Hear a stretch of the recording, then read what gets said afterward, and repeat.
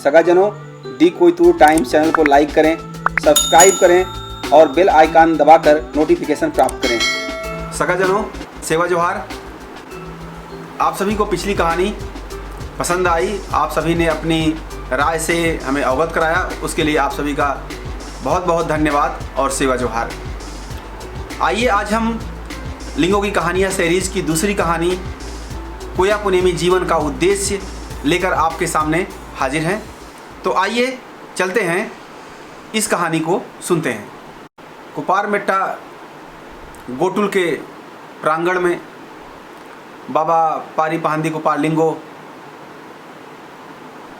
पेंकमड़ी से अपने गढ़ गोंगो संपन्न कराकर लौटे हैं। सुबह का समय है और गोटुल के प्रांगण में सामान्य गतिविधियां चल रही हैं। अब नया साल प्रारंभ हो चुका है, यानी कि पुनर्सावरी हो गई है और गोटुल की परंपरा में बाबा पारी पांदी कुपार लिंगो ने अपने शिष्यों को, प्रथम समूह को अब प्राकृतिक शिक्षा के लिए और सामाजिक शिक्षा के लिए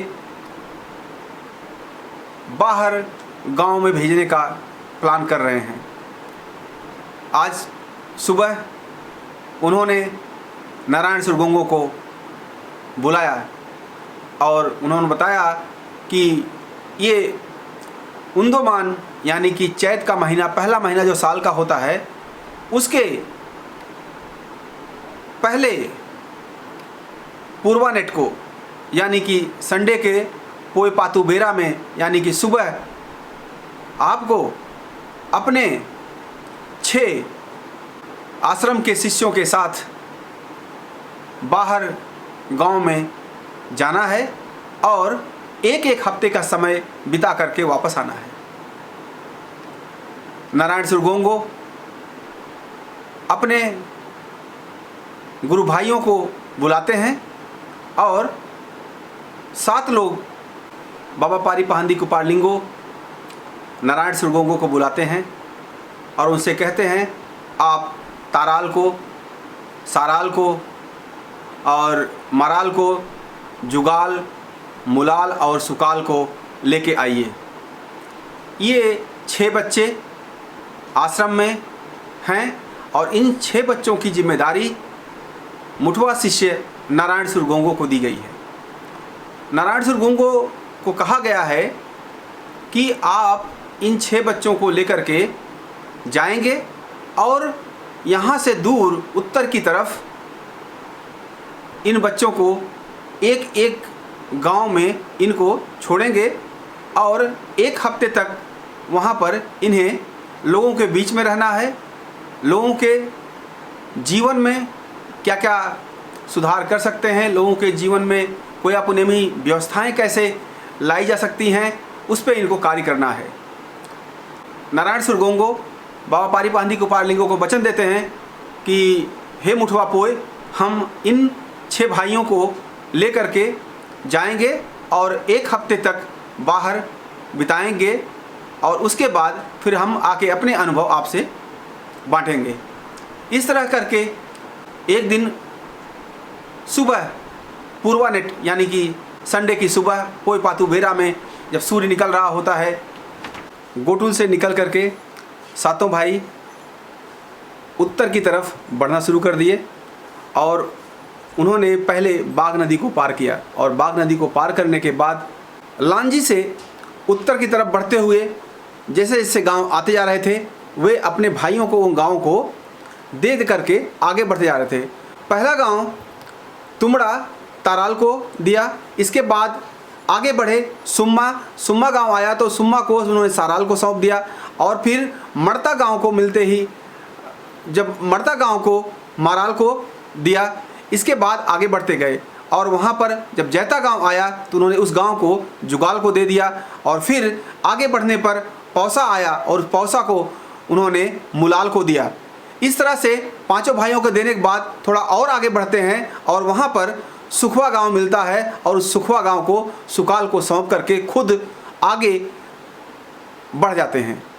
नारायणसुर गोंगो आगे सोन नदी के पास लाफा गांव में रुक गए और उनसे कहा कि आप लोग इस गांव में जाइए और 1 हफ्ते तक लोगों के बीच में रहिए और फिर हम जब 1 हफ्ता पूरा हो जाएगा तो अगले पूर्वानेट को हम लोग वापस अपने गोटुल में चलेंगे।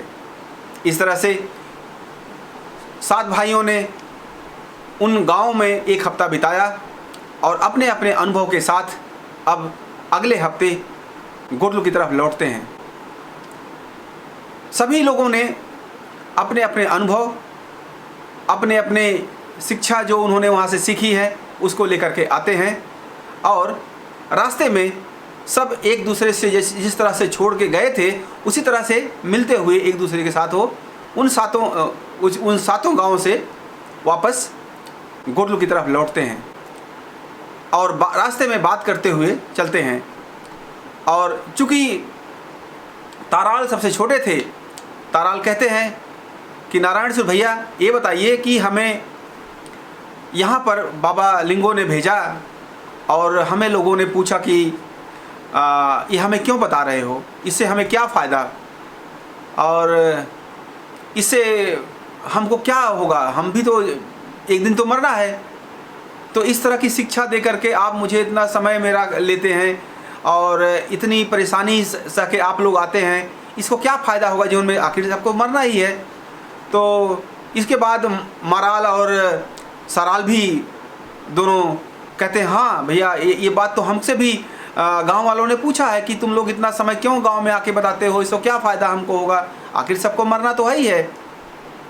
तो इस तरह से नारायणसुर गोंगो को लगा कि वास्तव में इनकी बात में दम है। उनको भी लगा हाँ, जब सभी भाई वापस अपने अपने गांव से आ रहे थे तो थक गए थे, तो लांजी में थोड़ी देर उस जगह पर बैठ के उन्होंने अपनी याद ताज़ा की जहाँ पर उनको पहली बार गुफा से निकालने के बाद पारी पहांदी कुपार लिंगो ने संस्कारित किया था।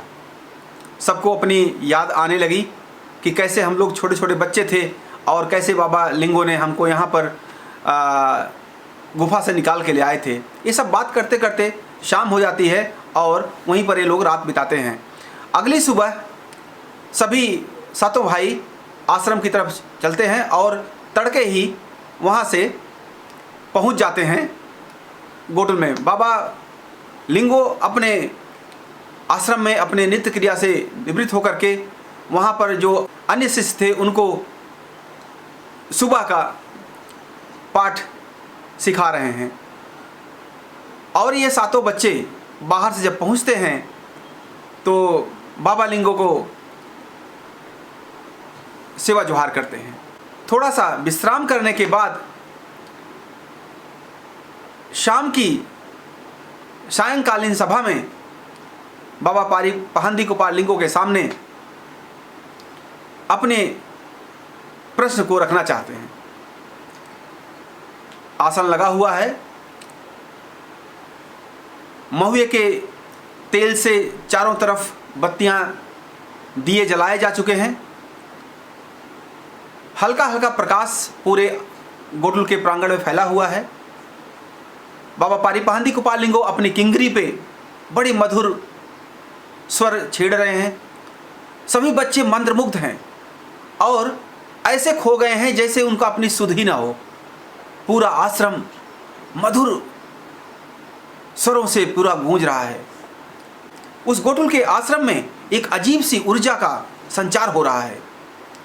थोड़ी देर के बाद बाबा पारी पहांदी कुपार लिंगो अपनी किंगरी बाना को नीचे रखते हैं और चूंकि नारायणसुर गोंगो बाहर से आए थे अपने 6 भाइयों के साथ, तो उन्होंने बाबा के सामने एक प्रश्न रखा। बाबा, हम 7 भाई गए थे गांव में और वहाँ पर हमने एक बड़ा अजीब सा प्रश्न लोगों ने हमसे पूछा और जिसका उत्तर हमारे पास नहीं था। तो हमने उनसे वादा किया है कि अगली बार हम जब जाएंगे तो उनको इस प्रश्न का उत्तर देंगे। लिंगो बाबा मुस्कुराते हुए बोले, नारायणसुर, आप अपने प्रश्न को पूछिए। नारायणसुर ने बिना किसी भूमिका के सीधे सीधे प्रश्न पे आए और कहने लगे, हे लिंगो बाबा, सभी गांव में हमसे गांव वालों ने यही पूछा कि आप लोग हमको इस तरह से शिक्षित क्यों करते हैं, हमको संस्कारित करने क्यों आते हैं, क्योंकि इसका क्या फ़ायदा। मरना तो सबको ही है, मरना आपको भी है, हमको भी है, सबको मरना है। गाय तो शिक्षा नहीं लेती है, बैल तो शिक्षा नहीं लेता है, वो भी तो खाता है, बच्चे पैदा करता है, मर जाता है। तो हम लोग भी तो जीवन जीते हैं और मरना सबको है। तो जब मरना सबको है तो हम क्या करेंगे? ये सब आपका जो शिक्षा देते हैं, आप संस्कार हमको देने की कोशिश करते हैं, उसका क्या फ़ायदा मेरी ज़िंदगी में।